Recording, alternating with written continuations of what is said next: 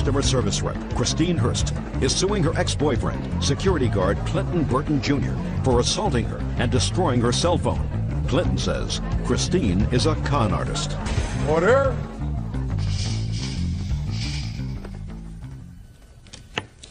Yes, this is case number 319 on the calendar, the matter of Hurst versus Burton. Thank you. You're welcome, Judge. Parties have been sworn in. You may be seated. Ms. Hurst, according to what I've read in your complaint, you and the defendant met a little over a year ago through a dating service. Yes. And you started to date, and then the relationship cooled off a bit. Recently, during this past summer, you decided to rejuvenate the relationship, and you contacted the defendant and began a series of telephone communications that ultimately led to some casual dating. Yes. So far, is that correct? That's correct. And then there was an evening in July, September? When was it? September 13th. That something happened that you're going to tell me about, because it is your claim that he assaulted you and broke a piece of your property at an evening that was supposed to be a pleasant evening at his home. Mr. Burton said he did no such thing. So why don't you tell me how the evening started? September 13th, he was calling me. He was telling me he called out throughout the day, saying, "Why don't you come on over?" And I was hesitant. I said, okay. I waited later in the day, and then I told him, I said, you know what, okay, I'll come. How many times had you called her that day, sir? Your Honor, I only called her like one time, and she called me. I didn't call her. Okay, so you called him back and said what? About the fourth or fifth time he called, I finally said, okay, I'm going to go get some movies. I'm going to go get some house wine. And then we had a nice dinner that day. What time did you get there? I would say about 5:30. And you drank wine? We both drank some wine, yes. Okay, go ahead. And then just out of nowhere, at the end of the dinner, he came out with some kind of game playing, saying, well, I did this and I did this through the relationship. What did he say? He put up all the financial, as far as dating, when a man is going to go ahead and take you out to eat and stuff, they go ahead and, they pay for the eating and all. So he was bringing all that up. And then when I started getting ready to say, well, I did this and I did that, he started covering my mouth, but in a joking manner, playing manner. And then it turned out to where he wanted to get some wine. Well, he didn't have any money, so he was gathering some receipts and the purchase that he had purchased a while back, whatever it was. And then he was asking for my bus pass. So then at that time, I told him no. I said, I don't want to, I'm not, you don't trust me. You don't trust me. That's what he was coming out saying. And I'm like, okay. I'm hoping that the conversation will end. Just out of nowhere, he comes out and he says, you got to go. Okay, so what happened? I left. I tried to pack up everything. He got mad when I was trying to get everything gathered up. I wasn't saying anything to him. I did say, do you have the rest of the money that you owe me so I could take the cab home? And then sure enough, he got madder and started pushing me, shoving me with his chest at me. And then as I was gathering everything, that's when he pushed me against the wall, and the wall cracked behind me in the dining room, yes. And then I stepped back after I got pushed, and I waited for him. He just kept calling B word to me with a disgusting look, scary look, I might add, and just kept saying it. Yes, I was really frightened, and I just stepped out, and I'm against the wall, and that's when he pushed me again, trying to take my cell phone. The second time he got it, and then he threw it as I was trying to call the police. What'd you call the police for? Because of the abuse that he was doing. He was pushing me and hurting me. He didn't have no right to put his hands on me at all. Okay, and I'm waiting for you. Let's hear. First of all, Your Honor, everything she just said, she's lying. Just tell me your version of the events, Mr. Burton. Your Honor, she called me on a Saturday. She said she was preparing a roast and a dinner. And I said, won't you bring everything over here, over to my house, and then I'll finish preparing it, and then, we can have dinner over my house. So she came over my house, and I finished preparing the meal, and then she asked me to pour her a glass of wine. I poured her a glass of wine. Then all of a sudden, she started acting funny because I think she takes sight meds or something, because you can't drink on sight meds. But anyway, Your Honor, she just started talking, ramming on the top of her head, just started acting crazy. Like what? I mean, started talking. She didn't make no sense whatsoever. Like, you a punk, you this, you ain't a man, you this and you that. And she kept talking loud. It was 9:30, 10 o'clock, and I told her, stop talking loud in my house because you're disturbing my neighbors. And she kept talking loud, and then I walked over to her and put my hand over her mouth. This is the physical abuse she was saying. So I said, maybe if I just walk away from her, maybe she'll stop. And so I went into the restroom, Your Honor, and I went into the restroom and used the restroom and washed my hand. I heard a scream. And so I came back out, and Your Honor, she told me, I said, what are you screaming for? She told me she had saw a leprechaun run through the living room. I went over there. I said, you got to go. So she went over there and got her stuff, and she kept saying, hit me, hit me. She was doing like, hit me, hit me, hit me. You know, hit me, hit me, hit me. I didn't know what was going on, Your Honor. I thought she was finna turn into a chicken or something. Then she started yelling rape. And I ran to my bedroom and got my shoes. I said, you got to go. You got to get out of my house. And she started yelling rape outside, so I grabbed the cell phone and I threw it in the bushes. Because, you know, I'm not finna get set up for something I didn't do. And you say in your answer, sir, that you called her on the cell phone the next day. Okay. After I had got her out of my house, she called me about 5 minutes later from a payphone. She said, Clint, she said, I can't find my cell phone. I need a way home. Could you please help me get away home and help me find my cell phone? Your Honor, I watch cops. You know, I know there's no way that she was going to get me outside. I know the cops was already outside. So what I did, I cut off all my lights and everything and went to bed. When I went to bed, next thing you know, the cops was outside my window, bright light, and banging on the door. The next day, So you didn't answer the door? Huh? No, I never answered the door because she wasn't finna set me up for something I didn't do. So, Your Honor, the next day I put star 67. That's blocking the number out, and called her cell phone, and she answered the cell phone. So that let me know that she found the cell phone. Not only this, Your Honor, this young lady is on at least three or four chat lines and the internet. This lady is looking for victims on the chat lines and the internet to sue. Gosh. She done told me about at least 3 lawsuits she done had. Okay. Now, Ms. Hurst, you called the police? I did call the police after Did you crime. file a report? Yes, I did. Can I see a copy of the report? It's all the lies she done told. Did I let you speak? Was I polite to you? Yes, you were. Judge Judy continues in a moment. I don't understand. How can I make a call her on that cell phone if it's in pieces like that? Do I look like a telephone technician to you? And later today, I guarantee you that when you're working from 10 to 6, he's fooling around. Guaranteed! And just like he made a fool out of her, he's gonna make a fool out of you. real cases, real people. Judge Judy. Christine Hurst says ex-boyfriend Clinton Burton Jr. assaulted her and destroyed her cell phone. Clinton says Christine is a con artist. Miss Hurst, police note the presence of alcohol when they saw you. I let him know that we were drinking 2 to 3 glasses of house wine that I had brought over to his house. It's about 10 glasses. No, it wasn't. Okay. How many bottles of wine did she bring over? She brought a big jug. She bought a big jug of St. Carlos wine, and the whole jug was finished. Okay. You drank a lot that evening. No, we didn't. We drank 2 or 3, and as the police report says, I was very calm. You gotta be calm and lie. No, you're doing a lot of lying. What kind of work do you do, Miss Hurst? I don't. Customer service, cashiering. She worked for the devil. Mr. Burton, you don't want to lose this case. So far, you're not losing. You want to lose? No, ma'am. Then you have to not speak to her again. Do you understand? Yes, ma'am. Now, do you get any sort of Social Security? I don't get any of that, no. Are you currently under the care of a psychiatrist? No. Do you currently take any medication? No. Okay. Mr. Burton, the police indicated that they found the cell phone that you had thrown out of your house. Yes. And they found it, and it was, in fact, broken. Is that the cell phone? Yes, it is. Can I see it, please? Sure.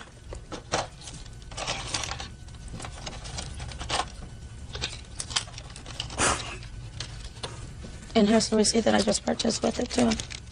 Do you?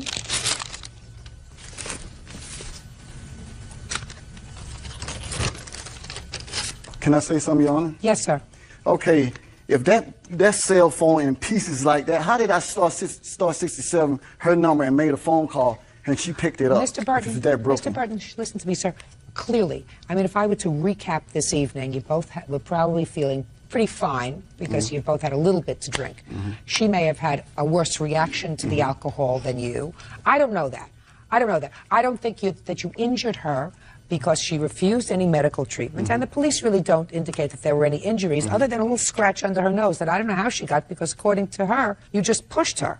But you do acknowledge, Mr. Burton, that you took her cell phone And threw it. And threw it. And the police, in their report, indicate that they found the cell phone in pieces. Do you understand? Yes, I understand. Okay, so you have to pay for the cell phone. The cell phone was $180. But what I'm saying, I don't understand. How can I make a call her on that cell phone if it's in pieces like that? She done broke it the rest of the way. Can I ask you a question, Mr. Yes, Clark? ask me a question.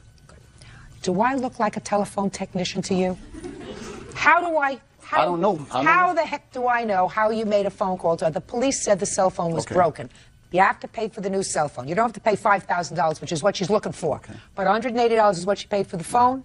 $180 is what you're going to pay her. Judgment for the plaintiff, $180. Don't drink if you can't hold your liquor, Miss Hurst. No, that's all. That's it. Why is that Bye. excused? You may step out. Ever drink. Crazy lady.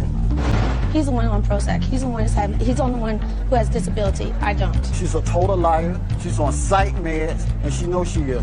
She get SSI, and she's crazy. Maybe the Prozac turned him that way. I don't know. Every time she drinks, she has obnoxious, lies, and steals out of my house. All he did in the long run is just take advantage and made a spectacle out of himself. Really, not for me. If any mental hospital know this young lady, please come and get her, because she's on the loose. Business owner Allison Ashmori is suing former friend, 27-year-old business owner Rodney Bonds, and his wife Nia for the cost of a website. The Bonds claim she got what she paid for. That's case number 44 on the calendar in the matter of Ashmawi versus Bonds. Parties have been sworn in, Judge. You may be seated. Folks, have seats, please. Miss Ashwami, according to what I read, you and the defendant had known each other for a period of time. You were friends, and you entered into a business relationship with them. You were starting a clothing line, some sort of a clothing line, and you asked them to prepare a website for your clothing line. Correct. And you paid them $3,000. Originally it was supposed to be $3,500, then it was $3,000 to create this website for you, which was supposed to include a photo shoot with models showing off your clothing.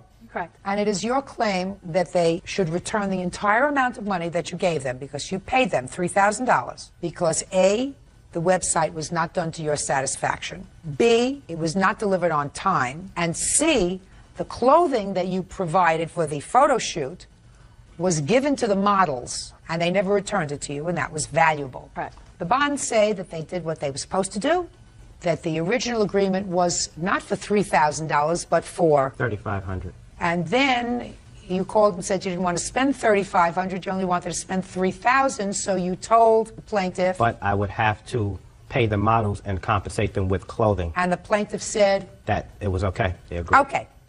And then you say that you delivered the website on time, and that there was nothing wrong with it. No. Is that right? Upon final delivery. There was initially, we worked out kinks, testing periods, but final delivery, there was an acceptance and there was nothing wrong with it. Fine. What kind of clothing was this? Urban wear, men's and women's. And how did you find the defendants? Did you know them as website preparers, or whatever they call website I knew people? Rodney as a child when he was about 13. I used to babysit him. Well, what gave him the expertise that you felt was necessary to provide for this website? He told me he went to school and he studied computers and that he himself built websites. Did you ask for a sample of his work? I had a lot of trust in him and love because we were like family, and I didn't think that I was going to actually have all these problems that I had. When did you retain him? I would say towards the end of October, early November. And when was he supposed to deliver the website? We had a verbal agreement that January 15th was the deadline. And when did he deliver the website? He did drop something off on January 15th, but it's incomplete. That's actually the CD-ROM that I have. You say it's complete. Yes, I do say it was complete. In what way was it incomplete? With spelling errors. Well, the first problem, too, is that he built the program in Flash, which means animation. Most clothing companies build it in HTML, which means if you have a regular phone cable in your home or in your place of business, you're not allowed to get into my website. And the links don't match. If you hit menswear, you see women's wear. If you hit women's, you see something else. What else do you say? Well, the order form, the photos, I can show you if you want me to, Your Honor. Sure. Let me see what you're talking about. For instance, if we look at the top, if you look right here, the word waste is spelled wrong. Also, about us, the word right here, manufacturer, is spelled incorrectly. Okay. If you go into company bio, the way, the stars and things, it's very hard to read. If you go back to menswear and you look at an item, let's pull up jackets, for instance, and you go down to the order button to order, look what happens. I don't know what happens. The order form is going over the descriptive merchandise. You're unable to place an order. So what do you do about that, sir? Well, what she has, Your Honor, is actually a rough draft of the site. What happened is you build a site, you show it to the client, and then afterwards we figure out what's wrong, then we fix those things. I have with me a copy of the published site that's directly from the internet. If you type up astarapparel.com. Is this what you get when you log on to the internet, or do you have something else? I have something else. So what are you showing me this for? Because this is his work. This is his work. This is the final site that I got from him. I never received anything From else. him, so then you had somebody else finish it. Correct. Well, why didn't you tell him to finish it? Because he stole from me. Just a minute. Listen to me. He delivered something on 115. Correct. And what you're showing me is small things. He's showing me a couple of spelling errors, which could easily have been fixed. He's showing this to me. Why didn't you say to him on the 15th? I asked him time and time repeatedly to correct it. After the 15th, when did you ask him to correct it? I called him probably every day for a duration of, I would say, about a week. Until when? After about 10 days, I You went mean the to outside 25th company. of January? Approximately. Is that right? No, that's not true, Your Honor. The things that she asked me to fix, I did fix. Like what? I fixed... Did you fix this? Yes, I fixed that. I also have emails that she Just actually... a second. Did he fix this? No, he did not. I don't believe that. Go ahead. I have an email showing that she emailed a third party explaining what Rodney was fixing. Can I see it, please? If you look right here in the second line, it said he still had problems with the option button. He is fixing it, as well as the order form still does not submit directly. Other than that, we have any problem. This is from Allison Eshmawi Show it to to- Rodney Barnes. Show it to her, Bert. Okay. And that's it. Oh, shit. Sorry. When did you finally fix all of these things? Give me the date, Mr. Bonds. I would say between the 15th and around the 30th. Okay. What else? I had to go to an outside party to have it fixed, and I have a receipt of that. Have this option button fixed? And as long with the spellings, Spellings, I'm not interested, madam. and also to launch the site. And also, he charged me $760 for maintenance fee, which he never provided. Let me see what you have. Sure. Yeah, and I also have a copy of that I can explain that the $760 was not inclusive, because if you look up top, it says the cost was $2,000, and then there was a phase 2 cost, which was $1,500 that I did not put in there. But the phase 2 had the catalog design, which is what's on the site. So we never got into the $760. Now, maintaining accurate records of all customers and housing content product on a secure server, updating quarterly content. That has to do, that has to do with future stuff. Yeah, and where it All says right. phase 2 Shh, catalog. listen to me. I want to hear about the clothing. Tell me about the clothing for the models. Basically, I purchased at my cost price, my wholesale price, took all the clothing for the models and gave them to him. I also have the receipts here, what he was paid. He got a total of $1,765 of clothing for the photo shoot. And when he returned them, about 2 weeks later, and I itemized them with my accountant, these are all the list of items that was missing. It was a total of $909. Did you ever have a conversation with Mr. and Mrs. Bonds about paying the models in kind, with merchandise, rather than paying them in cash? No, I didn't. The agreement was there was a budget allocated $500 for them to get paid. I also have signed receipts from the models that they didn't receive any money. Did you ever have a discussion with the defendants with regard to $3,500 as the total fee, and you wanted to do it for $3,000, which is what he says? That was because he was supposed to do a print catalog, which was part of phase 2, which he never did it. Does anybody have a full contract signed? There was no contract. This was a verbal agreement, but I have a witness that was there where she actually witnessed, which is a model, witnessed Allison and I having a conversation about giving samples away. She witnessed Allison. That person I'd like to hear, because that will take care of this case as Okay. far as I'm concerned. Can you tell me your name? Michelle Torres Monroe. Ms. Monroe, you were a model for this photo shoot? I was. And I understand you have information with regard to your compensation Yes. and the plaintiff. I was told by Mr. Bonds and Mrs. Bonds that I would be compensated with sample clothing. During the photo shoot, I witnessed Mr. Bonds and Allison having a conversation. You were at the photo shoot? Yes. Go ahead. They had a conversation, and after their conversation was done, Allison reached into the samples, and she had given samples to her models. So Mr. Bonds, in turn, gave me a sample of clothing. After the photo shoot, we went outside. Allison's car was broken into, and Mr. and Mrs. Bonds asked if we could put the clothing in our car because there was so much in her car was broken into. We were outside, and Allison said, "Thank you very much. I really appreciate you taking the clothes, putting them in your car. Please feel free to take anything you want, and Rodney and I will divvy it up later." That sound right to you? Incorrect. I believe her. I believe her. Judge Judy continues in a moment. And later today, I was avoiding an accident and got into an accident. She told me not one, but two different stories as to what occurred. Do you think that she intentionally caused an accident where another employee was injured? real cases, real people. Judge Judy. Allison Ashmowry claims former friends Rodney and Nia Bonds owe for the cost of a website. Allison claims the finished product was horrible. What reason did she have to lie to me? First Give of me a all, reason. I'm not saying that she lied, but what's incorrect, I did have a small car, and he did come. He was responsible of picking up the merchandise, doing the photo shoot, and returning them. Because all the merchandise, $2,000 worth of clothes, cannot fit my vehicle, I said, Ronnie, take them home, and I will come and I will get them. I'm not talking about that. She said you brought certain models with you. You took out merchandise and gave it to them. Did that happen? I had friends there because we were short. They were not there to work. I did not agree or give anyone any clothing. I'm a startup business, and that's a big loss, $900 for me. I have here written release forms from the models, and I also have a copy of the site, and I do have people who she brought and hired as a model. Can I see? These are written model release forms, and these are letters of receipt from the model saying that they received it. We were not able to get in contact with all of them, but all the release forms are there, and I also have pictures of friends of hers who she actually brung in as a model. Would you show those to her before I look at them? Yes. And did you bring in that model? It's easy enough to find out. Yes, because he only brought in 4 people. You just told me you didn't bring in anybody. I told you I had friends that were there with us. You told me that you had friends that were there with you that did not model, but they were there for other reasons, so you were mistaken. I modeled myself, Your Honor. So the answer is you were mistaken. Correct. Can I add something if you don't mind? Sure. There's also these photos here, if I can submit, that he didn't have them scanned or on the website. And if you take a look at the clothing, they're extremely wrinkled. And even though I paid a lot of money and being the president of the company, I also had the model on my website. I also had to iron clothes, and I also had to do a lot of things. Madam, let me explain something. Don't show it to me. I'm not interested. This is your business. Correct. Are you still in business? Yes. Good. $3,000, including a photo shoot, is practically nothing in order to launch a website and have a photo shoot. Nothing. And you don't get models and a place and photographers, the whole other thing for $500. That doesn't happen. I believe them when they tell me that there was some discussion about it, and the models were compensated not with cash, because there wouldn't have been any money left over from the $500 allocated for a photo shoot, and then you decide not to give them the $500 to begin with. So he gave them clothing, and I believe that he did that with your approval. More importantly, you're starting up a business. You had the obligation to ensure yourself that you were getting the best possible person at the best possible cost in order to do your business. You neither asked for a reference, you didn't ask for any portfolio so that you could look at his work. You trusted him.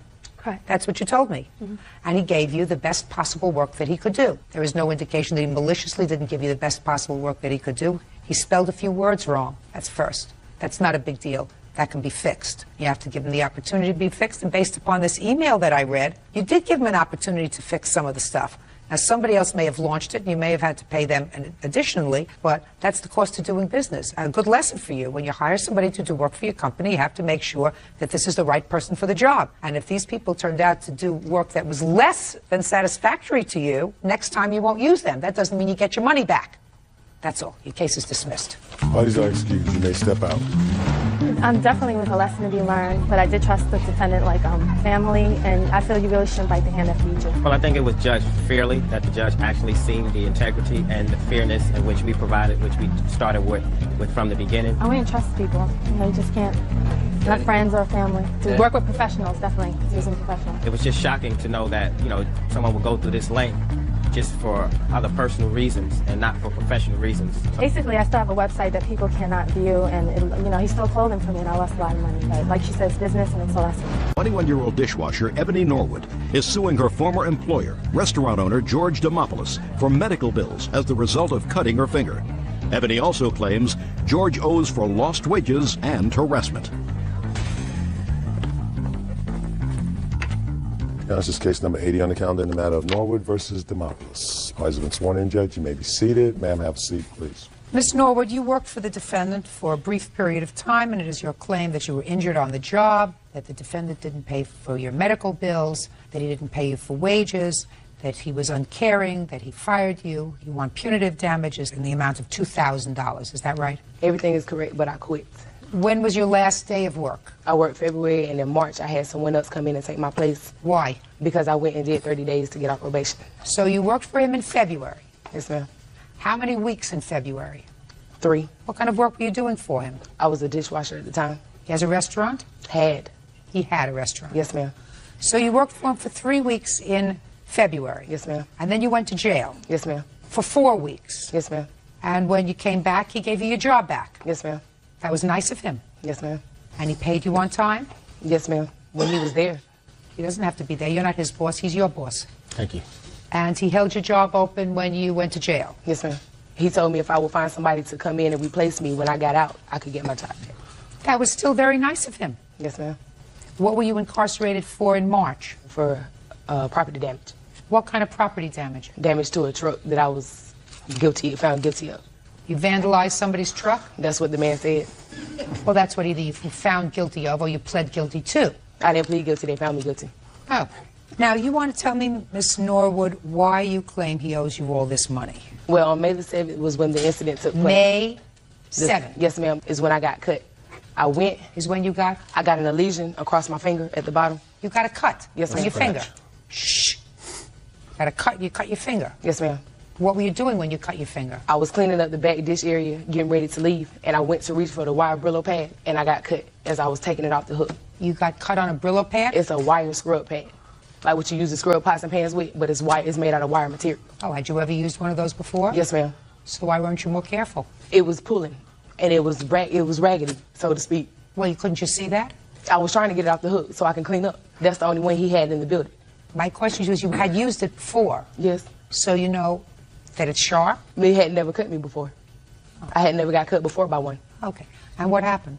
I went and told Mr. Demopoulos that I had got a cut. He told me that it wasn't bad enough for me to go to the hospital when I had informed him that I was going to go to the doctor to get looked at. Why were you going to go to a hospital? Because it was cut deep. You could see the white meat in my finger. Ooh, that sounds terrible. Did it have to be stitched? I had 4 butterfly stitches put into my finger. And I had the paperwork here and everything from the doctor. Can I see it, please? That's everything, the paperwork from the doctors. I just that I got asked from you them. a question, madam. I asked you lab results. Did you tell somebody in the hospital that you cut your finger with a knife? No, ma'am. That's what they wrote here. I just got all of that recently from the hospital. I don't know what was in the paperwork. I told them. I'm just telling you that that's what they wrote in the hospital record. That Well, you told they them. asked me. Shh. I'm speaking. That's what they wrote here. That you told them that you cut your right index finger with a knife. Well, that's incorrect. I told the doctor and the nurse as well that I was cut with wire Brillo pad. Why they put knife, I do not know. I just went and picked all of that up from the records, from everything that they had in my financial department, where they've been trying to get in touch with Mr. Demopoulos about taking care of everything, and that's what they gave me. Listen to me very carefully. You can talk up a blue streak. Bottom line is, hospital record says you told the doctor that you cut your finger with a knife. Well, it must have been a miscommunication. Maybe. So you want these bills paid, is that right? Yes, ma'am. It's on my credit. It has ruined my credit. I can't get a cell phone. I can't even apply for an apartment in my name. As you can see, the bill up there, the pink bill, is a note from the collection agency where they've been billing me. And the last time that I spoke with the lady, they had rerouted all the bills to Mr. Demopoulos' address. Good.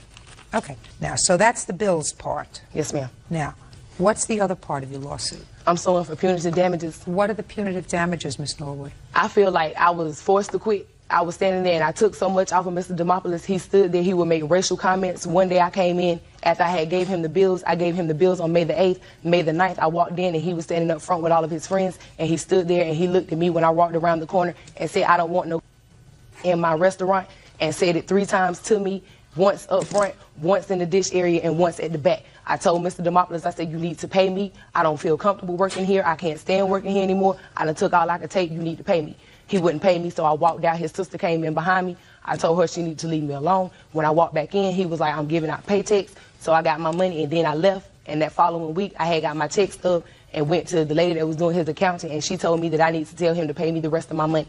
So what's the rest of your money? The week in the hole. He never paid me in full. Listen to me. I have a question for you.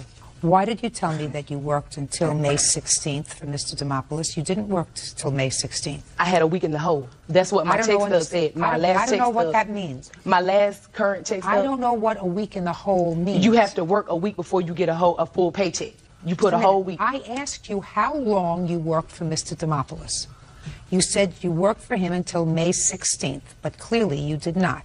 Did you ever go back to work after you hurt your finger on May 7th? I went back to work May 8th. He would never let me stay out of work. So you went back on May 8th? Yes, ma'am. Did you perform your function on May 8th? No, ma'am. Well, what did you do? I stood there and he had me training another guy. So you didn't do anything? You don't have to train somebody to do dishes? Well, that's what he told me. You don't have to train because you wouldn't work. And did you come into work on May 9th? Yes, ma'am. And what did you do? Train the guy again. Okay. Mr. Demopoulos, Yes, ma'am. let's talk about these medical bills, sir. You prepared to pay these medical bills? I didn't tell her I was going to pay any bills. No. Are you prepared to pay the medical bills? She got her finger on the job. No, I'm not. Okay. All right. I'll take care of the medical bills. When did she start working for you? To me, for what I remember is correctly, it was around March. Well, if you don't remember, then I have to take what she tells me as accurate. Okay. That she came to work for you in February. That's a lie. But anyway, in March, she came to work. She worked for a month. She had to go to jail, so I allowed her to take her time off, allowed her to let her grandmother come in to wash dishes for her until she got out of jail. At the end of March, she came back. She washed dishes approximately 2 more weeks, went to court for 3 or 4 days. Did you go to court for 3 or 4 days in April? No, ma'am, I did not. I didn't have any court dates. When I went to jail on March the 1st. Just listen to my question. No, ma'am, I did not. You worked every day? Yes, ma'am. When I left jail on March, I went March the 1st to jail, stolen credit and cards March and all the that? 30th. Shh, don't March speak. the 30th. Mr. Demopoulos, don't speak to her. She thinks you can talk faster than I can. She thinks she's smarter. She's not.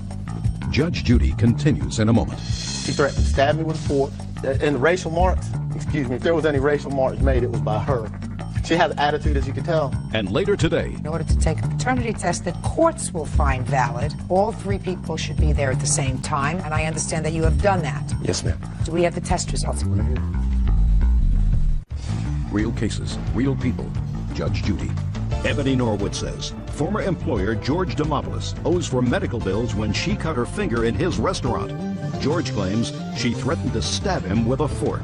Tell me about what she had to go back to court for in April after she did her 30 days in March. From what I understood, something about stolen credit cards. Her mother worked at a retirement home or something, and the credit cards were stolen by her mother, and her mother gave Ebony's name or something like that as her name, and Ebony ended up having to go into court for it. Okay. You don't make up that kind of story, Your Miss Honor, my Norwood. mother's here now. Listen to me. You don't make up that kind of story. When I left jail on March the 30th, I had never anything else to do with court. I was through with court. It was over with. I had no other cases pending, nothing. Fine. All right, go ahead. Let me hear So the she rest. was off 3 days for that. Then she was off again another 2 days the following week after the 3 days that she took off. She came back to work. She cut her finger about 2 weeks or a week later. Wanted a day off for her finger being cut. Did not get the day off from the doctor. She threatened to stab me with a fork. She threatened to, and the racial marks, excuse me, if there was any racial marks made, it was by her. She has attitude, as you could tell. Listen to me. I don't see any way that somebody who would give her a job to begin with, allow her to take a month off to go to serve a jail sentence, keep her job open. She came back. Why she would even suggest that you were biased in any way, I have no idea. Thank you. You can find the dishwasher anywhere. You don't require a particular skill to do that. Aside from the fact, Ms. Norwood, that I'm going to read to you what your complaint states, what you swore to. You said after the May 7th incident, the doctor suggested I stay home for a few days. That's baloney. Okay? I wasn't allowed to put my finger in water. That's okay. You don't have to put your finger in water. Wear gloves. He doesn't have gloves. He didn't have gloves in his restaurant. You mean you Listen to didn't me. use them? Shh. Then get one. It wasn't my responsibility to buy them. He was my employer. He was my employer. He should have had all of that in there. Miss Norwood, who do you work for now? I work for Country Club. What kind of work do you do? I'm a dishwasher there as well, /prep. And whatever they tell me to do. I doubt that. But I'm going to finish reading your complaint. And your complaint says, the doctor suggested I stay home for a few days, but the defendant threatened to fire me. So about 3 days later, I went back to work. That's what you swore to. That's when I actually started physically working. I went there, but I wasn't physically working. Well, then why do you expect to get paid for that? I was on the clock. He told me to come in to help him with the other guy that he had. It's a very, very easy case. I'm not going to spend another minute on it. And my mother can testify to his character. I'm not interested in you. Listen to me. I'm not interested and in what that's my part of punitive damages. Let me explain something to you. If you want to build your portfolio, your resume, I would suggest that you understand that nobody likes attitude unless it's coming from somebody who's got a position of strength. And until you learn a skill that you can do better than anybody else, I would suggest that you bottle your attitude. Do you understand? I tried to bottle my attitude Now, with him. this is my ruling. Pay careful attention. You see all these medical bills? I am holding you responsible for the cut on her finger that happened to her job. But the checks will be made payable directly to the facility. Thank you. To the hospital, to the provider who provided the service for her. She will not get a penny. Checks will be made payable directly here. Thank you. And aside from anything else, she gets Zippo. Good, Nothing. she doesn't deserve it. Absolutely nothing. Because she cut herself because she wasn't careful, but it happened during the scope of her employment, and therefore you, sir, are responsible. If she chose to go to all different kinds of doctors to have this taken, you're still responsible. Pay this bill. But as far as punitive damages, baloney. You did a nice thing for her. You gave her a job. You held the job open. That's what you get for it. Just remember, be a better judge of character. Goodbye. Thank you. I just took you somewhere else for punitive damages. Can I get my papers back, please? You think you can? I thought it was fair. I don't think it was right. Everybody wants to get paid for nothing. It couldn't have been too little. I got 30 pills, and this is all I got left. Might as well do it while you work for somebody else, right? That's because you don't have any other drugs to do. No, you ain't got no other drugs to do. She's an attituded person. She needs to learn how to curb that attitude towards performance instead of mouthing off. You racist, you a racist. Honey, I have black people working for me, and I've got black friends. Yeah, they come to my day every day. Yeah, my house you count every them all day. on your finger. That's how you know you racist. If you count all the black people you hang around on one finger, you know you a racist. I got the one finger for you. 20-year-old tile setter Ronan Collins is suing fellow Hockey League member Anthony Bonsell for assaulting him after a game. Anthony says Ronan started it. All rise. Now, this is case number 24 on the calendar in the matter of Collins versus Bonsell. Parties have been sworn in, Judge. You may be seated. Folks, have seats, please. Mr. Collins, it is your claim that the defendant assaulted you after a hockey game. Yes. Both participants in that game, and you claim that you were seriously injured. Yes. You wanted to pay not only all of your medical bills, but also pain and suffering and damage for the assault. Mr. Bonsell says you started this altercation, and you may have gotten the tough end of this deal, but that was of your own doing because you started it. Is this a professional hockey team? No, this is an adult hockey league that's just for fun. Okay, there's no money that changes hands. No. How long have you been playing, sir? Probably for 8-9 years. And how old are you now? I'm 20. And what's the name of your team? We are the Vipers. Mr. Bonsell, what's the name of your team? It's the Heat, Your Honor. And how long have you been playing, sir? 9 years. I'm 30 years old. Had you ever played before against each other? Numerous times. Ever had any trouble before? Yes. Not necessarily. You had trouble with him before? Yes. Oh, tell me about it. We've had problems on the ice before while playing games. I am a goalie. Anything unusual? Not really. I've had problems with other players also, but nothing really off the ice. Maybe some words exchange. I'm talking about on the ice. On the ice, I see all of the idiots that are on the ice fighting with each other and hitting them with sticks and punching. And I don't watch that sport a lot, but it sounds to me as if it's sort of taken the place of the old gladiators. You know, they were allowed to hit, fight. You know, it's a really a dumb sport. Or it may not be a dumb sport. It's dumb the way it's played. Parts of it maybe, but... I'm glad you agree with that, sir. So let's get back to this particular day. Give me the date of this incident. November 18th of 2002. And your team won or lost? We lost. According to what I read in the complaint and in the answer, when the game is over, everybody's supposed to get in the line. My grandchildren do that. You know, they get in line and they sort of high-five everybody and say, good game, good game, good game, good game. Is that what's supposed to happen? Yes. You remember that, Bert, don't you? Oh, yeah. Except Mr. Collins was angry that he lost. So after the game, he didn't stand in line saying, high five, good game, good game, good game. He went sulking off to the locker room. Is that right? No. I was not angry that I lost.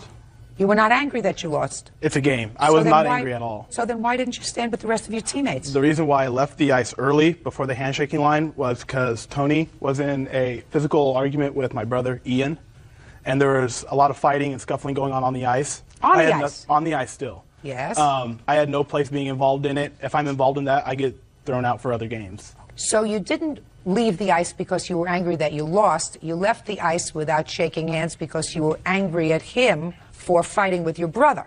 I was angry at everybody because there's not supposed to be fighting after the game. Okay, just a second. So you were angry with everybody? Well, there's not supposed to be fighting on the ice after the game. After the game, that's it. That's the end of the game. Leave it alone. All I want to know is, what were you angry at, sir? Everybody else was shaking hands on your team? No, that had not started yet. But they were out there to do it? They were out there, and the refs were breaking up the scuffle between Tony and my brother. At the end of the game, did the two teams get together and shake hands at some point? Some of the players, yes. Not you? Not me, and not some of both teams. Some of the players left the ice early. You left the ice. Mr. Bonsell, did you stay on the ice to shake hands? Yes, I did, Your Honor. Okay, and then you left? Yes. Go ahead, Mr. Collins. After the game, I left the ice. I stood in front of my locker room door. I opened it. I said a couple things to my players inside my locker room. I turned around. I watched what happened on the ice. That's why I stayed next to the door so I could see what was going on. Tony, as This he is was Mr. Boncel. Mr. Boncel, as he was walking by me, he said, excuse my language, you little, I said, you Tony, and he proceeded to swing on me. I had my helmet on, I was in full gear. My helmet did come off, and I went back at him mostly to protect myself. So you went back at him, all right? I went back at him because he is an officer. I don't know what he's going to do. Okay, go ahead. After that, he grabbed me. I never actually got a punch off. When you say you went after him, exactly what did you do? I took maybe 2 steps towards him, and I raised my arm to hit him. Okay. And he had already hit you? He had already hit me and knocked my helmet off. But Where it did he hit still you? hurts. In the face. Then you got into a scuffle with each other? He grabbed me, pushed me to the ground, and when he came down on top of me, my skates do not slide on, it's a rubber matting, so they stuck, and my knees buckled underneath me. And that's when he came down on top of me, and the weight of him on top of me just twisted my ankle, because I don't have Okay, room so to you move. twisted your ankle. It's a severe sprain, is what the doctor described it. In your ankle? In my ankle. She told me I would have been better off breaking it. It would have healed faster. You sprained your ankle? Yes. Now, what injuries did you suffer in your face? None. The helmets are designed to take a firm blow to the face. So what you're telling me is that he didn't come in contact with your face, he came in contact with your helmet. My helmet, which came in contact with my face. He came in contact with your helmet? Yes. With his hand? Yes. So you weren't injured at all in your face? No. Judge Judy continues in a moment. He's coming out towards you, and you took a swing at him. No, Your Honor, it wasn't a swing. Hit him in his helmet. That's what you just said to me. How did that happen? He put his head into your hand? Real cases, real people. Judge Judy. Ronan Collins claims fellow hockey league member Anthony Boncel assaulted him after a game. Anthony says Ronan refused to shake hands. Let me hear your version of the events, Mr. Boncel. After we shook hands, I got off the ice. My witness got off the ice after me. I just want you to look at me, Mr. Boncel. Okay. I'm like a truth machine, Mr. Boncel. I have something back here. The hair on the back of my neck starts to sizzle when somebody is trying to give me a soaping. Do you understand? Yeah. Oh, I understand. Okay, good. The truth, Mr. Boncel, Yes, will Your Honor. set you free. Yes, Your Honor. So I got off the ice. As I approached the locker room, which is right off the ice door, I saw Mr. Collins waiting in the locker room door. Mr. Collins says that he was waiting at the door because he was looking at the activity on the ice. Isn't that right, Mr. Collins? Yes. So that's true. You had to pass him in order to get to your locker. Correct. And what, if anything, did you say to him when you passed him? As I passed him, I said, why don't you shake the hands like the rest of your team? Are you a poor sport or something? Are you a poor sport? Is that what you said to him? Oh, Mr. Boncel, I don't believe that. That probably is the connotation of what you said to him. But I'm going to run this by you once more. So let's start with the fact that I don't believe that you used those words when you were trying to impart the information to him that you thought he was a poor sport. So you want to tell me what you said to him? That's exactly what I said, Your Honor. All right, Mr. Boncel, we're sticking with the story. And he said what to you? He basically started cussing at me. He came out No, of the locker tell room. me, understand cussing. I'm older than you are. I've heard more cussing, believe me, in my life. A lot of it directed at me. What did he say to you, Mr. Boncel? He said, you mother, and he came out of the locker room at me. How did he come out at you? I was still walking as I was saying this to him and as he was saying this to me. I turned to him as he was coming out of the locker room, and that's when I hit him in his helmet with my glove that Okay, was on so my hand. he's coming out towards you, and you took a swing at him. No, That's Your what you- Honor, it wasn't a swing. Well, you did if you hit him in his helmet. That's what you just said to me. You hit him in his helmet. Correct, but I didn't take a swing at him. Basically, How did that happen? He put his head into your hand? it's like a straight arm type movement. Show me. Mr. I'm sorry, Boncel, my hand's open. I have a glove on, so it wasn't with a fist. was your hand injured? No, it wasn't, Your Honor. And neither was his face. No, it wasn't, Your Honor. Good. So far, we have a little lunging and a little stopping, no injury. What was the next thing that happened, Mr. Boncel? He continued to come at me. We went up against a wall. I grabbed onto his arms, and we went down to the ground, and basically I held him there until help arrived. Go ahead. You have witnesses you want me to Yes, see? I have 2 witnesses who saw Okay. the incidents. Good. Jacob and Jamie. Hello, Your Honor. Okay, what I exactly saw was when they came off the ice, Ronan walked to his doorway to see what was going on, like he said. There was a few of his teammates in the locker room, and And when he was standing in the doorway, Bonzel walked by and said, "You Ronan." And then Ronan turned around at him and said, "You Bonzel." And then when Bonzel went to throw a hit towards his face, I went to go searching for a ref. And then when I turned back around, Bonzel has him on the ground and Bonzel's on top. Thank you. So you'd heard the beginning of this, is that right? Right. And that's different from what Mr. Collins said happened. Isn't that right, Mr. Collins? Yes. So she heard something different from what you reported to me.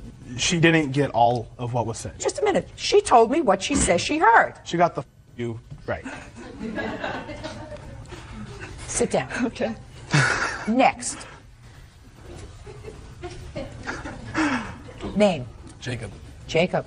Where were you, and what did you hear, and what did you see? I was coming off the ice at the time of the incident. I was probably 8 to 10 feet You behind. were a player on the Vipers? Yes. I was coming off the ice after the handshake. I was about approximately 8 to 10 feet behind Mr. Bonzel. I didn't hear what Mr. Bonzel said to Ronan.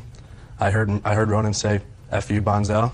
And then I saw Mr. Bonzel. I don't know if he was trying to punch him or push him, but he struck his hand out at Mr. Collins.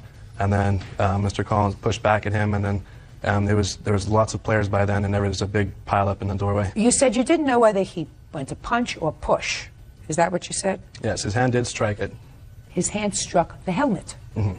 Is that right? Yes. So the helmet is plastic or metal, isn't Yes. it? Yes. Hard. Yes. So you would have to be a real idiot, right, to punch at this metal. Well, we also... You'd have to be an idiot to punch at the metal. Yes.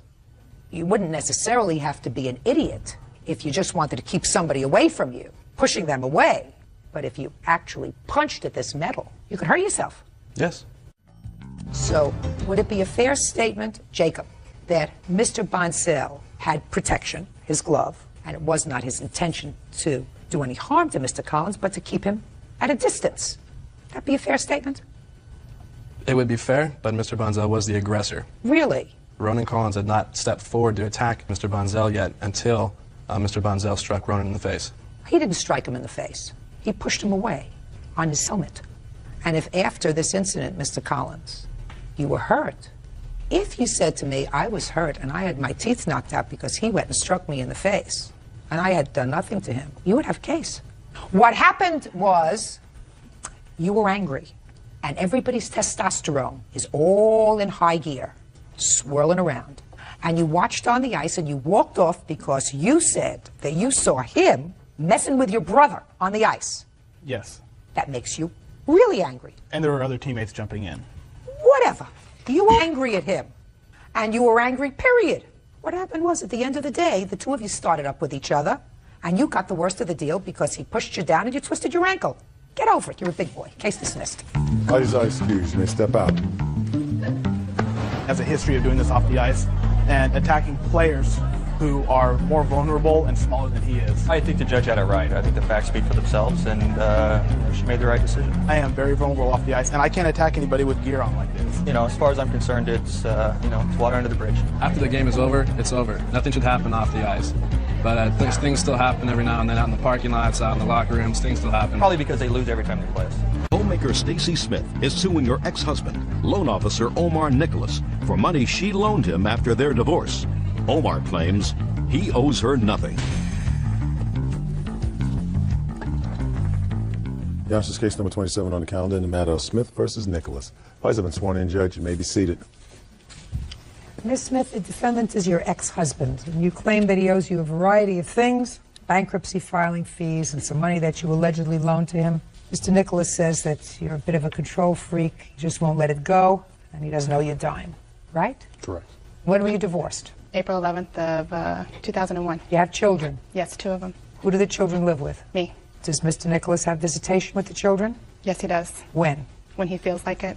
It's supposed to be every other weekend, but it hasn't been any kind of consistency since we divorced. Your choice or his? His choice. How often do you see your children, Mr. Nicholas?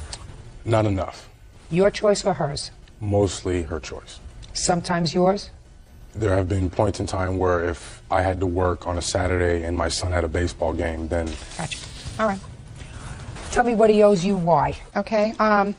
The first money is $80 he owes me for candy. Our son had a candy sale, and Omar had received 80 candy bars from me. 50 of them were ones he wanted, 30 of them were for his grandmother who he resides with. Gave him the candy, he disappeared. When he came back, he had no job about 6-8 weeks later, and never gave me the money back. Candy bars. Did you take them? Yes, I did. Did you pay for them? No. Okay, so you got to pay for your son's candy bars. Well, I took them. I was a means of go-between. The candy was to go to my mother and my grandmother. That's your job. She shouldn't have to go to your mother and your grandmother to get the money for them. $80. No, they were the ones who were actually selling the candy. Fine, get the money from them. $80. Candy bars. What's next? On August 22nd of last year, he was to have the children for the weekend. His phone was disconnected. I am very nervous about my children being with him without a phone, so he asked me if I'd make a phone payment for him. Then I went down to the Sprint store and made an $80 payment. He was getting paid the next week, was supposed to pay me back. He was then fired about a week and a half later. $80 phone payment. Do you owe her the money? I don't believe so. Why? I never asked her to make the payment. She had called me at work Thursday prior to me receiving the kids on Friday and said, your phone's not on. How am I going to be able to get a hold of you during the weekend when you have the kids? I said, I don't know. Well, I'm going to go make the payment for you. I believe that's probably how it happened. You don't owe her the money. It wasn't a loan. What's next? I'm going to take care of this really fast. I understand. I mean, on the 17th of last year, of October of last year, after he had returned from being missing for about 6 weeks, he came to me and said that he needed his truck payment made, that he was going to have it repossessed. We made an agreement that I would go ahead and pay it. It was $485. I made it at a quick collect location. I even had to call him immediately to give him the MTC number, the tracking number, so that he could prove to them he made it. He never paid me back. She made a payment, agreed upon me and her. If she made the payment, then I would drive to pick the children up and drop them off for an extended period of time. Your Honor, his car was repossessed a week later. He just was never... How much child support were you paying? Well, when I was working, it was being taken out of my check, and it was $455 a month. But you had disappeared in October of 2002 for a while. Had you been working? No. In September? No, I was laid off at the end of August. So then you were not paying any child support? Correct. So not paying any child support for your two children, and in addition, you asked her to make a car payment for you. That's incorrect. I did not ask her to make a payment. She said, knowing that I had been out of town for an extended period of time and was not employed, well, how are you paying your car payment? I said, well, I had not been for, the past 6 weeks. How did she get the information, sir, that you can go to a quick cash place and take care of it? I gave her the information. Good. You gave her that information. Is that right? That's right. Good. I never said that I would pay her back. Listen to me carefully. Watch my mouth. I don't believe you. I believe you asked her to make the payment for you as a loan, $485. And my ex-wife who divorced me is going to make a car payment for me that I asked her to? Do you understand? No, it was a loan. No, she didn't do it as a gift. She did it as a loan. Next. The last thing that I am asking for reimbursement on is I had to file bankruptcy. Omar, within our divorce, received a Mazda vehicle that was financed only in my name. He did not carry insurance on it. On July 11th... Well, what genius judge gave him the Mazda vehicle in the divorce but kept your name on the loan? No judge. He couldn't get a loan for it, Your Honor. His credit was too bad. The judge in divorce gave me the Honda. He took possession of the vehicle in January possession when I of what left. Vehicle? Of the Mazda. I have the divorce here. It says that he is responsible for this vehicle and that any possessions that we have at that time. We had everything already split together. You had two cars. You had a Mazda and a Honda. He had possession of both of them when we divorced. Okay, and you were supposed to get which car? I was supposed to receive neither. He was supposed to sell the Honda. He had a friend who was supposed to be buying the Honda. That didn't happen. It got repossessed. Story time. You gave him the Mazda, but you had the loan for the Mazda in your name? Right, and what my... Shh. Were you making the payments on the Mazda? He was to make the payments, and he didn't make the payments. Well, that's what I'm talking about. Right. That means either you had very, very bad counsel. Did you have an attorney? I had a paralegal that did it for me. Well, not too swift. If you own a car and you give the car to somebody else, but you maintain your obligation to pay for it, you have to be smart enough to carry insurance on it, and you don't rely on him, as you did. You're going to pay for it, and you're going to keep it insured, and you're going to do all the other things that you're supposed to do as a responsible human being. Because I gather what happened is the car was in an accident? Correct. While you were driving it? Correct. So you just stopped making payments if you ever did make the payments on it, is that right? In a roundabout way. And you never carried insurance on it? Correct. You really are a prize. Well, Your Honor, can I tell you what happened? Yeah, sure. The vehicle was involved in an accident. I was cleared by the police as not being at fault. I gave Ms. Smith the police report so she could follow up on the owner of the vehicle. Why is that her job? Because it's in her name. Let me tell you something. You're as thick as this table. Or that, or you're just used to somebody else cleaning up after your mess. Judge Judy continues in a moment. Are these your only two children? Yes, they are. The greatest gift you can give your children is a sense of morality. I hope that they can get that from their mother, because based upon what you tell me, they're certainly not getting it from you. And later today, Yeah, we're engaged. I treated our relationship as if we were getting married. We Listen were to me. planning our wedding. Engaged is not married. And if you choose not to do that, don't bother me. real cases, real people. Judge Judy. Stacy Smith claims ex-husband Omar Nicholas owes for a series of unpaid loans. Omar claims Stacy gave him the money. You're driving the car. You're getting the pleasure from it. You're in an accident, your fault or not. You were in the accident, not her. You have possession of the car. You were supposed to make the payments on the car. She was supposed to be absolved of those payments, and you say to her, I gave you the information. Follow up on it. The Honey, payments have nothing to do with whether the fact that she had to file bankruptcy on it. let me ask you this question, Mr. Wonderful. Who's responsible to the bank on the car? The person who has the loan. Don't be smart with me. Who would that be? The person who bought the vehicle. Her. Correct. Right. What kind of work do you do? I'm a loan officer.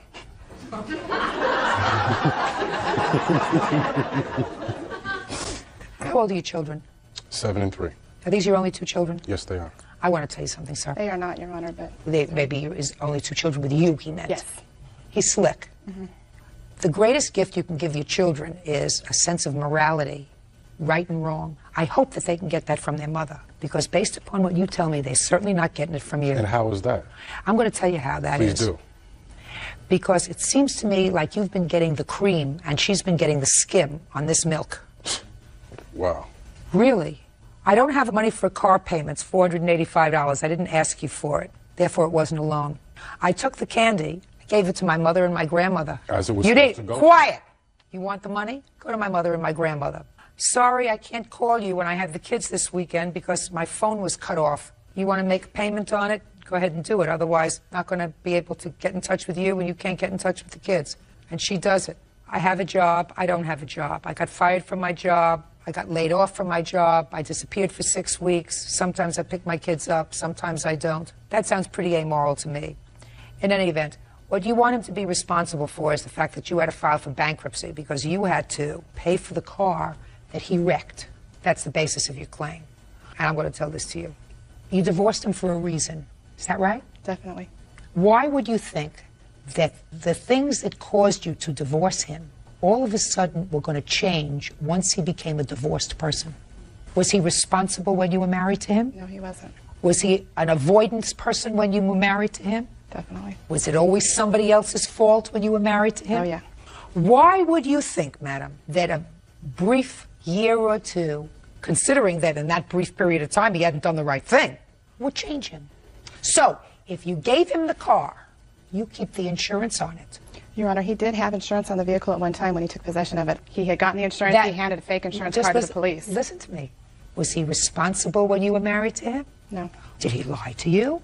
Many times. So why would you place any credibility in the statement, I have insurance, when he knows that all he's got to do is, if he has an accident, here, babe, you take care of the forms. You go chasing the person who was responsible. I'm not responsible for anything. So I'm not giving you money for your bankruptcy. Be smart. He owes you $565. It's cheap. But if you're going to teach your children any morality at all, you better make sure you do it yourself. That's all. Step out. Parties are excused. You may step out. The real reason we're here is because I was taking my ex to family court for legalized visitation. Within a week of her receiving the papers, I received a summons that she was suing me. His girlfriend had told me that he had received several $1,000s. I called him and he said he paid other bills with it and could care less about my money, and he told me to file, so I filed against him. Student Eileen Martinez is suing 25-year-old homemaker Shauna Knapp for choking her during an argument at a gas station. Shauna is countersuing, claiming Eileen started the fight. Yeah, this is case number 56 on the calendar in the matter of Martinez versus Knapp. Parties have been sworn in, Judge. You may be seated. Folks, have a seat, please. Well, on the 3rd of January of this year, one of you two ladies had a really bad day. I don't understand it when women fight with each other over who's first at a gas pump, but I guess I'm going to find out. So, Ms. Martinez, this happened on January 3rd, according to your complaint. I would like you to tell me where it happened, what time it happened, who pulled up to the gas pump first, and how it was that Miss Knapp assaulted you, because Miss Knapp said that you were the one who assaulted her, and she's counterclaiming. Is that right, madam? Yes, ma'am. Go ahead. I was at the gas station waiting for the pump. Somebody was ahead of me, and so I waited until the person finished, and I started pulling forward. When Mrs. Knapp just came rushing in, parked her van counterwise, and she got out of the car. I got out of my car to let her know that I was waiting for the pump first. And she said, well, I don't give an F. And she started screaming. Who was in the car with you? My daughter. You were? Yes. So what happened next? I got back in my car. I thought she was going to leave. And I said, well, okay. Then I go ahead and use the pump. So she moved her car? Yeah. And where did I she saw move her it to? leaving. Oh, so she moved out of the gas station? Yes. No. Get to you in a minute. All right. Go ahead. Come on. I started pumping the gas, and she came around to the other side. To the other side of the pump? To the other side of the pump. Now we're facing each other, and she told me, what the F are you looking at? And I said, well, ma'am, I told you very politely that I was waiting for the pump first. And here comes her mother screaming at me, saying, well, no, you didn't, because I heard your mouth all the way inside the car. She was in the car with her mother? Yeah. All right. Would you move up to the assault? How do you allege she assaulted you? And the two ladies, they're screaming at me now. And Miss Knapp, she said something to me, and that's when she punched me. And I went against my car, and when I realized what was going on, I had the two ladies on top of me. She and her mother? She and her mother. She had me by the neck. I never touched her. She had me by the neck. Go ahead. And two men came to take the two ladies off from me. They pulled the... Did you have any injuries? Yes. She shifted the bones on my neck. You have any reports from a doctor? Yes. Can I see everything that you have, please?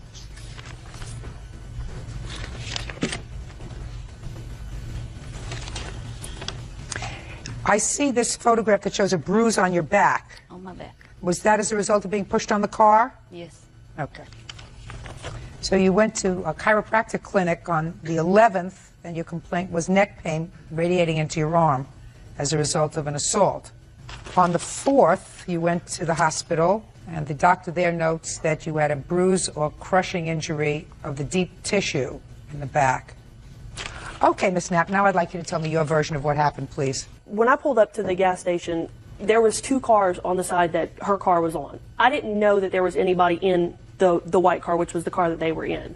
So when the car that was in the middle pulled away, I went to pull up, and she just zipped right up. And if I hadn't hit my brakes, she would have hit the front end of my van. Well, then what you're saying, Ms. Knapp, is you didn't see her because she was short? Ms. Knapp? More or less, yes. Because it didn't look like there was, from the angle that my van was sitting at, it didn't look like there was anybody in the car. Then you were wrong. I was wrong, yes. Fine. I was wrong. So what happened at that point? I got out to make sure that, you know, when I hit my brakes, I got out just to make sure that she didn't bump my car, I didn't bump her or whatever. And well, you would have heard that if somebody bumped a car. Yeah, you're right. So you got out of your car. It was a reaction more than anything. Listen to me carefully. So you got out of your car. Yes. I got out and I went around, and she got out and started saying that I was in her way and she was there first, and I was just like, okay, whatever. You know, she was mouthing off, and I just... No, mouthing off. I blew it off. Saying, shh, pay careful attention. You got out of your car. Yes. For no reason. And she said to you, I was here first. And she was asking me, how am I supposed to pump my gas if you're in the way? Right.